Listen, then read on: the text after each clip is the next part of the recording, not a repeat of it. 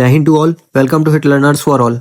आज की इस वीडियो हम बात करेंगे अपने एक नए टॉपिक की जिसका नाम है एंड बट और सो का यूज किए बिना सेंटेंसेस को ऐड करके एक सेंटेंस बनाना। ये भी 4 मार्क्स का क्वेश्चन पूछा जाता है। अब हम करेंगे क्या, एक एक रूल मैं बताऊंगा, फिर उसके बाद उस रूल से रिलेटेड प्रीवियस ईयर क्वेश्चंस करके दिखाऊंगा आपको। आपको क्या करना है, सबसे पहले वीडियो जैसे ही क्वेश्चन आएगा आपको वीडियो पॉज करनी है, मन में आंसर सोचना है, उसके बाद जो मैं एक्सप्लेनेशन बता रहा हूँ फिर वो एक्सप्लेनेशन आपको देखना है। स्टार्ट करते हैं फर्स्ट रूल से। फर्स्ट रूल कहता है tense and voice in question and tense and voice in answer should be same. मतलब जो हमारा क्वेश्चन है उसका टेंस और वॉइस और जो हमारा आंसर है उसका टेंस और वॉइस 99% केसेस में सेम ही रहना चाहिए, उसको चेंज नहीं करना चाहिए। जैसे यहाँ पे टेंस चार्ट दिया गया है, प्रेजेंट की सारी हेल्पिंग वर्ब लिखी, पास्ट की सारी हेल्पिंग वर्ब लिखी और फ्यूचर की हर एक सेंटेंस की हेल्पिंग वर्ब लिखी है। तो आप ये चार्ट देख लीजिएगा, आपको हेल्पिंग वर्ब अगर नहीं रिवाइज हो तो आप रिवाइज कर सकते हैं इस चार्ट से। मतलब पिछले ईयर के बोर्ड एग्जामिनेशन के पहले स्टार्टिंग में 4 क्वेश्चन है और चारों क्वेश्चन बस इसी एक रूल से, अगर ये एक रूल आपको याद हो तो इससे ही सॉल्व हो जाएंगे। जैसे पहला स्टार्ट करते हैं, these are fresh mangoes I bought them yesterday. अब इसका बनाएंगे कैसे, तो हम लोग जो टेक्निक यूज करेंगे, वैसे तो बहुत सारे रूल्स वगैरह रटे होंगे आप लोगों ने, लेकिन अब जो हम टेक्निक यूज करके क्वेश्चन को सॉल्व करेंगे उसका नाम है ऑप्शन एलिमिनेशन मेथड। हम सही आंसर नहीं ढूंढेंगे, हम ढूंढेंगे गलत कौन कौन है, जितने गलत है उनको साइड हटा के सही वाले आंसर को टिक कर देंगे। जैसे पहले हम देखते हैं, दूसरा वाला ऑप्शन हमारा गलत है। दूसरा वाला ऑप्शन क्यों गलत है, क्योंकि हमारे क्वेश्चन में आर है, प्रेजेंट टेंस का हेल्पिंग वर्ब होती है, और हमारे आंसर में सेकंड वाले ऑप्शन में लिखा है दीज मैंगोस वर पास्ट की हेल्पिंग वर्ब होती है, तो ये ऑप्शन गलत हो गया। सी वाले ऑप्शन की बात करते हैं, सी वाला भी गलत हो गया क्योंकि आई बॉट लिखा था क्वेश्चन में और यहाँ पे वर बॉट है, तो हेल्पिंग वर्ब चेंज हो गई, तो ये भी गलत हो गया। डी वाला इसलिए रॉन्ग है क्योंकि these are fresh mangoes bought by me yesterday.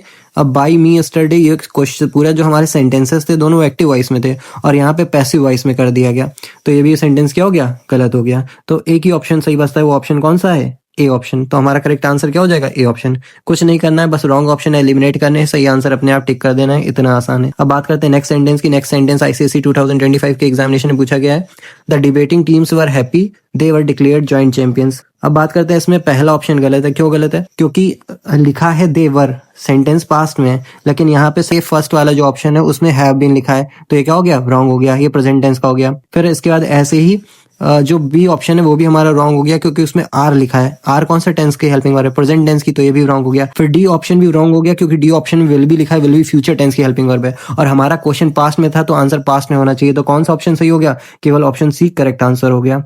अब बात करते हैं अपने नेक्स्ट सेंटेंस की। नेक्स्ट सेंटेंस भी आईसीएसई 2025 का है, the rain came down all the people ran away. Option B गलत ऑप्शन हो जाएगा। क्यों ऑप्शन बी गलत हो जाएगा, क्योंकि इसमें रेन्ड ऑप्शन है, रेन्ड और उसमें रेन केम डाउन लिखा है, तो रेन्ड तो कहीं लिखा नहीं, व्हेन इट रेन्ड, तो ये गलत हो गया। सेंटेंस का टेंस चेंज करने की कोशिश की गई है। सी ऑप्शन इसलिए गलत हो गया क्योंकि केम डाउन लिखा और यहाँ पे हैड कम हो गया।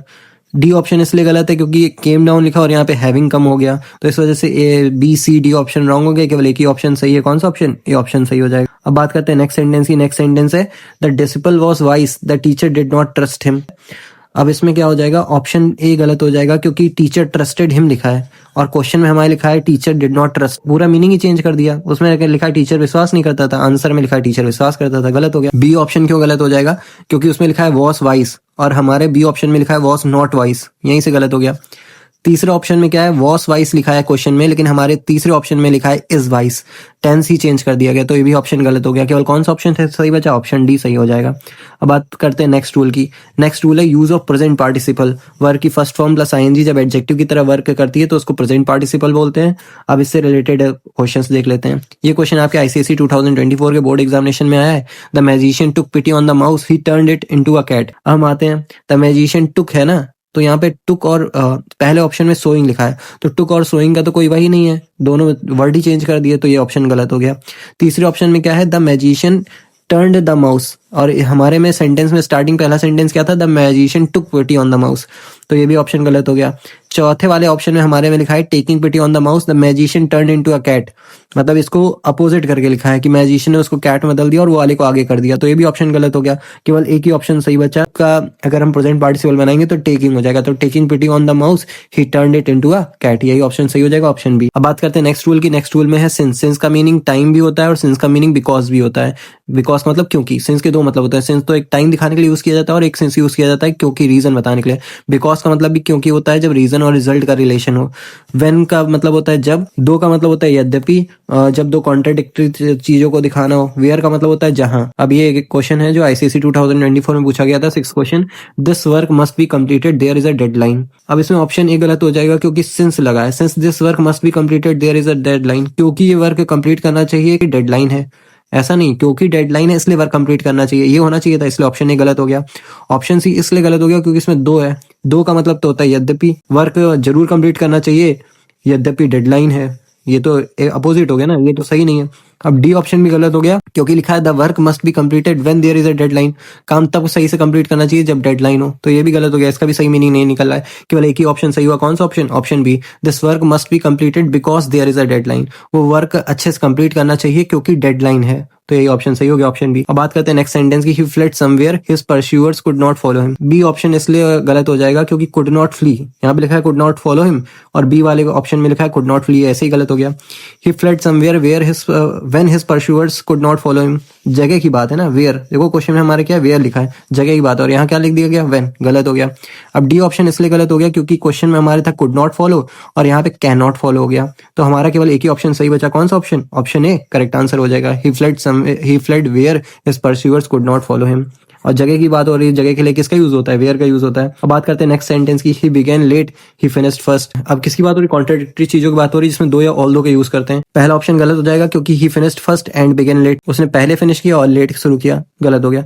दूसरा ही बिगेन फर्स्ट, उसमें क्वेश्चन में क्या है हमारे, ही बिगेन लेट, और बी ऑप्शन में क्या लिखा है, ही बिगेन फर्स्ट, गलत हो गया। सी ऑप्शन इसलिए गलत हो गया क्योंकि उसमें लिखा है ही फिनिश्ड लेट, जबकि क्वेश्चन में हमारे ही फिनिश्ड फर्स्ट, ये भी गलत हो गया। केवल एक ऑप्शन सही बचा, कौन सा?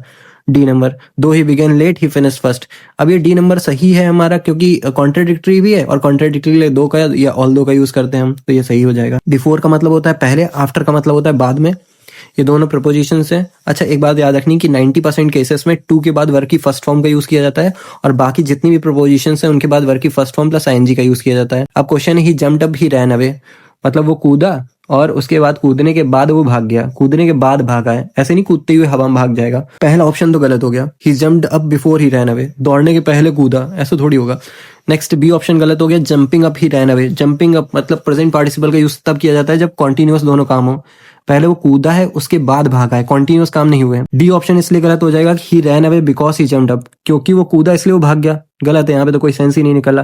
केवल एक ही ऑप्शन सही हो जाएगा, कौन सा ऑप्शन? सी ऑप्शन सही हो जाएगा, he ran away after jumping, कूदने के बाद वो भाग गया। अब बात करते हैं नेक्स्ट रूल की। नेक्स्ट रूल है डिस्पाइट या इन स्पाइट ऑफ, दोनों का मतलब होता है के बावजूद, दोनों के बाद वर्ब की फर्स्ट फॉर्म प्लस आईएनजी आती है, बस डिफरेंस इतना है कि डिस्पाइट के साथ ऑफ नहीं आता, इन स्पाइट के साथ ऑफ आता है। अब हमारा सेंटेंस है, he has failed many times still he hopes to succeed. अब पहला ऑप्शन गलत हो जाएगा क्योंकि हमारे क्वेश्चन में ही हैज फेल्ड, इसमें लिखा है ही सक्सीड्स, गलत हो जाएगा।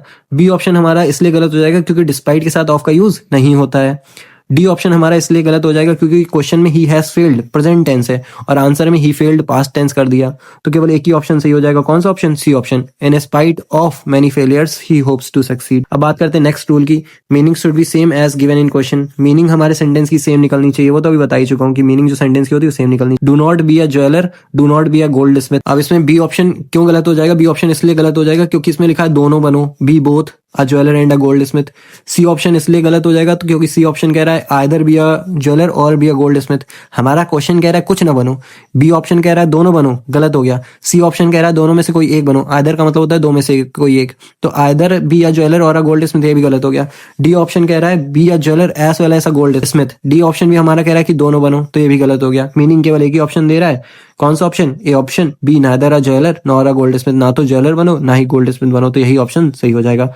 अब बात करते हैं नेक्स्ट रूल की, हु का यूज ह्यूमन और बिग एनिमल्स के लिए किया जाता है, विच का यूज नॉन लिविंग थिंग्स और स्मॉल एनिमल्स के लिए किया जाता है। अब हमारा अगला सेंटेंस है, cottager and his wife had a hen, the hen laid an egg every day. अब ये क्वेश्चन है, अब इसमें पहला ऑप्शन क्यों गलत हो जाएगा? Every day a hen laid an egg for a cottager and his wife, a hen से स्टार्ट कर दिया, जबकि हमारा सेंटेंस का वॉइस जल्दी चेंज नहीं करते हम।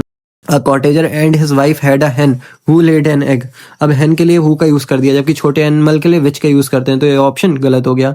The cottager and his wife had an egg, had a hen है और इन्होंने हैड एन एग कर दिया, तो ये यहाँ से गलत हो गया। अब केवल ऑप्शन एक ही सही हो जाएगा, कौन सा option? D option. The cottager and his wife had a hen which laid an egg every day, जो हर दिन एक अंडा देती थी। अब यहाँ पे hen के लिए विच का यूज किया गया, तो यही ऑप्शन सही हो जाएगा। तो अब आप समझ गए होंगे कि इन क्वेश्चंस को हमें बिल्कुल ऑप्शन एलिमिनेशन मेथड से करना है, 2 सेकंड में क्वेश्चन सॉल्व हो जाएंगे। बिल्कुल सबसे इजी टॉपिक है, फ्री के 4 मार्क्स हैं। अगर फिर भी इस टॉपिक से रिलेटेड कोई डाउट आपको है तो आप कमेंट सेक्शन में पूछ सकते हैं। मिलते हैं नेक्स्ट वीडियो में नेक्स्ट टॉपिक के साथ, तब तक के लिए जय हिंद।